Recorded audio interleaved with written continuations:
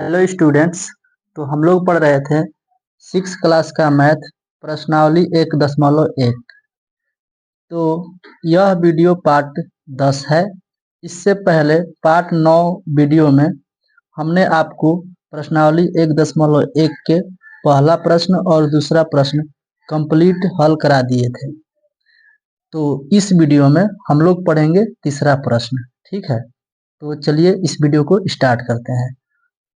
तो देखिए, निम्न संख्याओं को भारतीय संख्यांकन पद्धति एवं अंतर्राष्ट्रीय संख्यांकन पद्धति दोनों में उपयुक्त स्थानों पर अल्प विराम लगाते हुए लिखिए तथा उनके संख्या नाम भी लिखिए। देखिए करना क्या है। तो सबसे पहले तो हम लोग लिखेंगे हल। क्या लिख लेंगे? सबसे पहले हल लिखेंगे। ठीक है, देखिए सबसे पहले करना है कि भारतीय संख्यांकन पद्धति में इन संख्याओं को लिखना है एवं अंतर्राष्ट्रीय संख्यांकन पद्धति में भी इन संख्याओं को लिखना है। ठीक है, लेकिन ध्यान रहे स्थानों पर अल्प विराम भी लगाना है। ठीक है, उसके बाद उस संख्या के नाम भी लिखना है। ठीक है, तो सबसे पहले हम लोग लिख लेते हैं भारतीय संख्यांकन पद्धति में, उसके बाद लिखेंगे हम लोग अंतर्राष्ट्रीय संख्यांकन पद्धति में। ठीक है, तो चलिए लिख लेते हैं। भारतीय संख्यांकन पद्धति में लिखने के बाद हम लोग लिखेंगे पहला प्रश्न, यानी कि ए है, इसको लिखेंगे। और देखिए भारतीय संख्यांकन पद्धति में लिखने का तरीका क्या है कि पहला अल्प विराम लगाना है 3 अंकों के बाद, उसके बाद हर एक 2 अंकों के बाद अल्प विराम का उपयोग करना है। तो देखिए सबसे पहले इन संख्याओं को हम यहाँ पर लिखते हैं।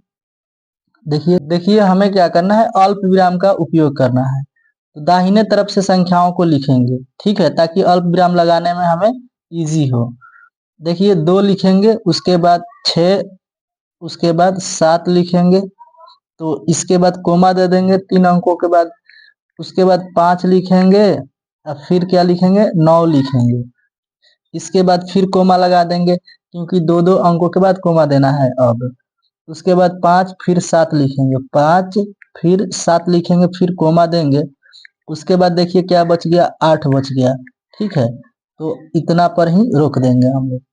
अब इसको देखिए क्या नाम देंगे, इकाई, दहाई, सैकड़ा, हजार, 10,000, लाख, 10 लाख, करोड़। यानी कि 8,75,95,762। ठीक है, इसका नाम क्या देंगे, 8,75,95,762। चलिए इसका नाम यहाँ पर लिख देते हैं। तो यह हो गया आंसर, 8,75,95,762। ये हो गया आंसर। ठीक है, देखिए अब बी को हम लोग लिखेंगे यहाँ पर। ठीक है,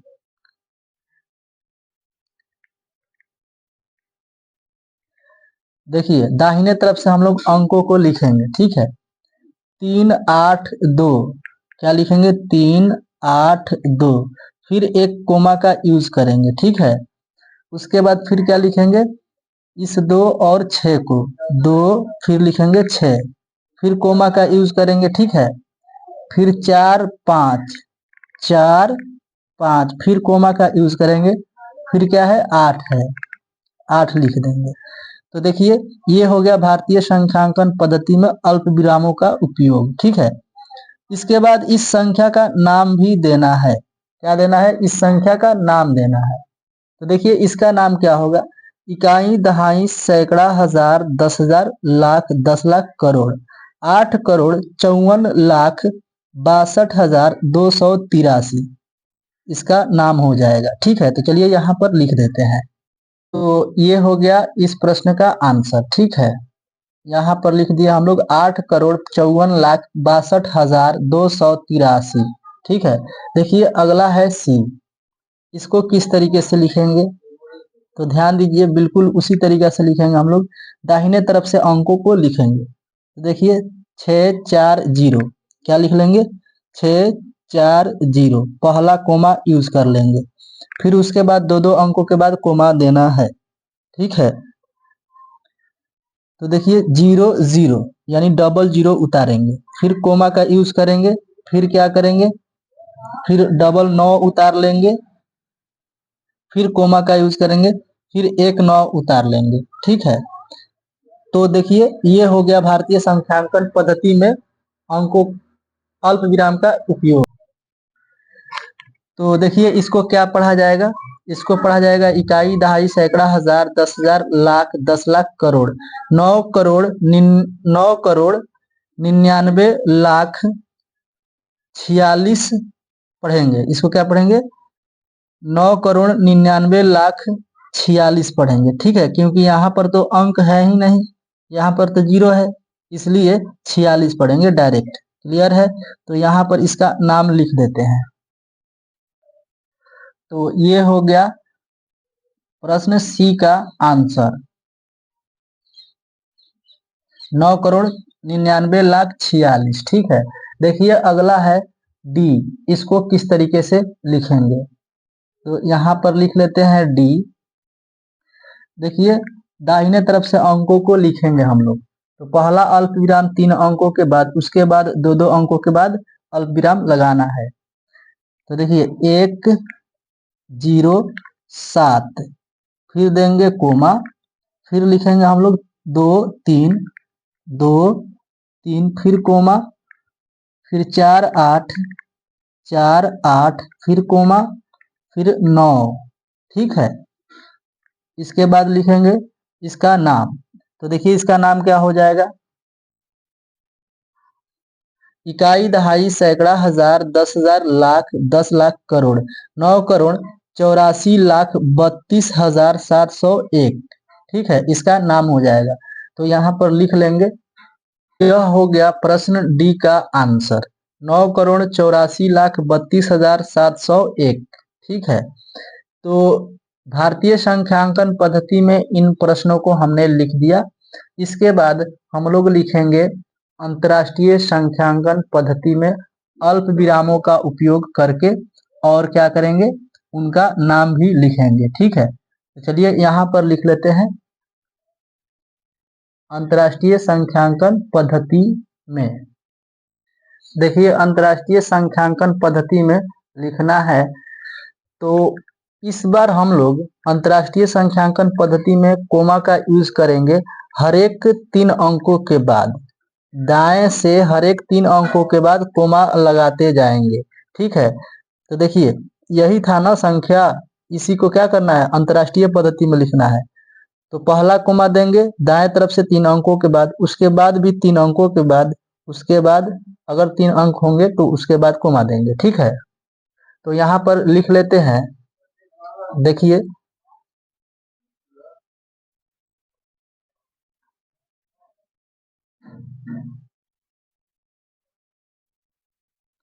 तो देखिए पहला अल्प विराम कहाँ देना है, दाएं से 3 अंकों के बाद, 1 2 3, 3 अंकों के बाद एक कोमा, फिर इसके बाद 3 अंकों के बाद ही कोमा देना है, 1 2 3, यहाँ पर एक कोमा। इसके बाद देखिए 3 अंक नहीं है, यानी कि अब कोमा नहीं देंगे। ठीक है, तो इस संख्या का नाम भी लिखना है। ठीक है, क्या करना है, इस संख्या का नाम भी लिखना है। तो देखिए इसका नाम क्या होगा, इकाई, दहाई, सैकड़ा, हजार, 10,000, 100,000, मिलियन, 10 मिलियन।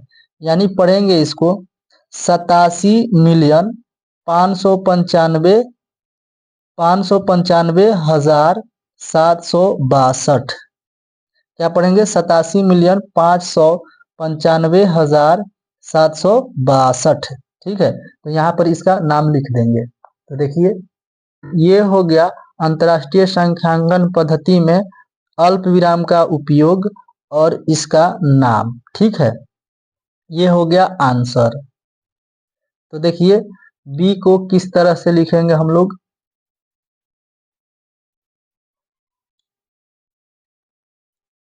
बी में संख्या है,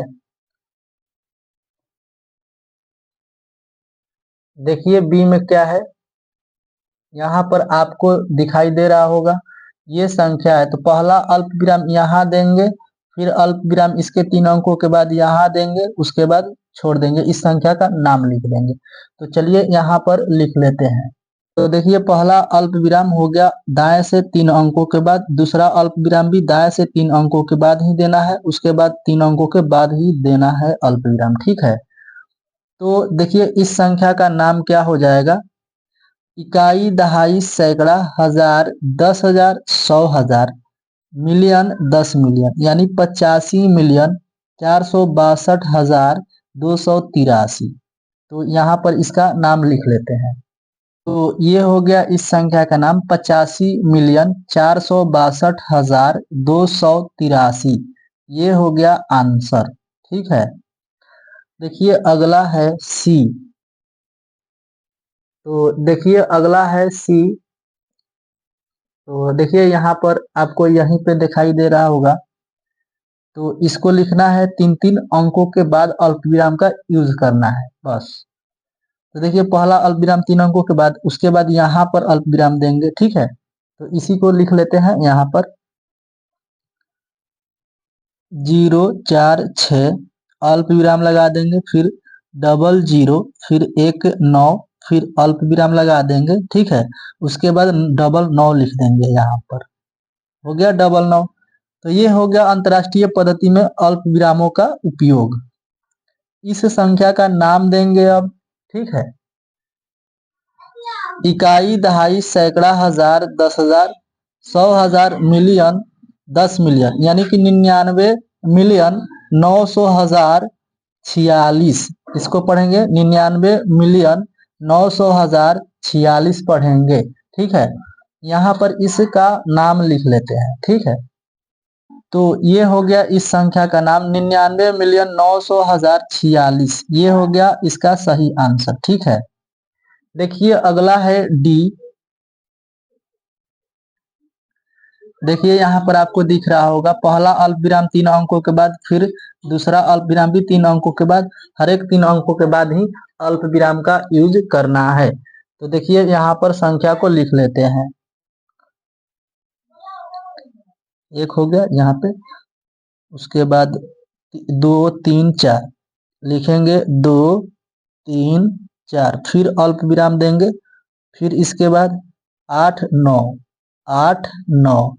ठीक है, तो देखिए इस संख्या का नाम क्या होगा, यहाँ पर लिख देंगे। ठीक है, इकाई, दहाई, सैकड़ा, हजार, 10,000, 100,000, मिलियन, 10 मिलियन, यानी 98,432,701 पढ़ा जाएगा। तो यहाँ पर इसका नाम लिख लेते हैं। ठीक है, तो यह हो गया इस प्रश्न का सही आंसर। ठीक है, 98,432,701।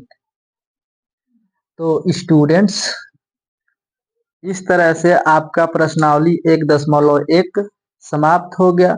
इस वीडियो में इतना ही। अगली वीडियो में हम लोग पढ़ेंगे प्रश्नावली 1.2 का बेसिक। ठीक है, तो आप लोग हमारे चैनल सीखो डीके पर बने रहिए। स्टूडेंट्स, आशा करते हैं कि आपको बहुत ही अच्छे से समझ में आया होगा। फिर भी किसी तरह का डाउट रहता है तो आप कमेंट बॉक्स में अपना डाउट पूछ सकते हैं, जिसका उत्तर हम अगली वीडियो में देने का प्रयास करेंगे। तो आप इसका स्क्रीनशॉट ले लीजिए।